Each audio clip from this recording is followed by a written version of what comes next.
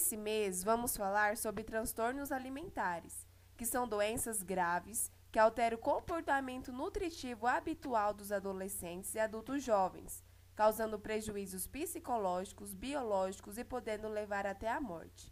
É caracterizado por um controle patológico do peso corporal e por distúrbios na percepção do formato corporal. Esses transtornos são associados com a modernidade, devido à importância que a mídia transmite sobre a imagem corporal. É causada por uma diversidade de fatores que interagem entre si para produzir uma determinada perturbação no indivíduo. Esses fatores são biológicos, genéticos, psicológicos, socioculturais e familiares.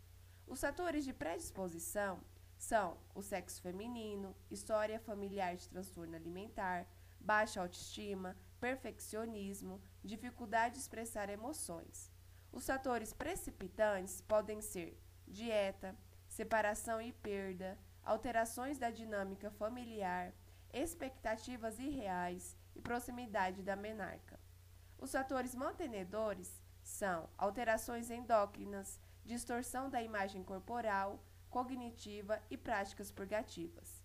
Os transtornos alimentares mais conhecidos são anorexia nervosa, bulimia nervosa e compulsão alimentar. Na anorexia nervosa, há um medo exagerado de ganhar peso ou de tornar-se obeso, assim, buscando a perda de peso intencional, mesmo quando o indivíduo está abaixo do peso. O início do quadro pode se dar a partir de um fator estressante, como, por exemplo, algum comentário sobre o seu peso, término de um relacionamento ou a perda de um ente querido. O paciente elabora uma dieta restrita aos alimentos, que julga mais calóricos. Posteriormente, diminui as refeições, chegando até o jejum. Existem dois tipos de anorexia nervosa: o restrito, em que os pacientes restringem a sua alimentação, e o purgativo, onde acontecem episódios de compulsão alimentar, que são seguidos por vômitos autoinduzidos e o uso de laxantes e diuréticos.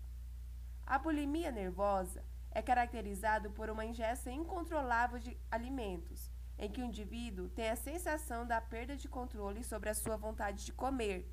Depois, se sentindo culpado, realiza-se métodos compensatórios inadequados, como vômitos autoinduzidos, medicamentos, dietas e exercícios físicos, levando a uma sensação de alívio momentâneo.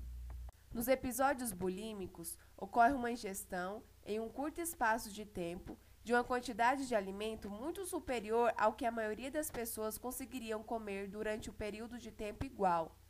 Há uma sensação de não poder parar de comer ou não controlar o que e quanto se come. A frequência desses episódios é variável, podendo ocorrer várias vezes em um único dia ou em uma semana.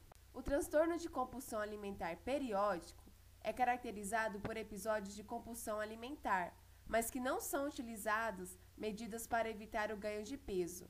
O episódio dura em torno de 2 horas no máximo, ocorrendo pelo menos 2 dias por semana, num período de 6 meses, associados a algumas características de perda de controle e não são acompanhados de comportamentos compensatórios dirigidos para a perda de peso. Embora os transtornos alimentares sejam de etiologia desconhecidas, os fatores como psicológicos, sociais e familiares podem contribuir para o desenvolvimento da doença. A abordagem terapêutica envolve uma equipe multiprofissional especializada para um cuidado individualizado.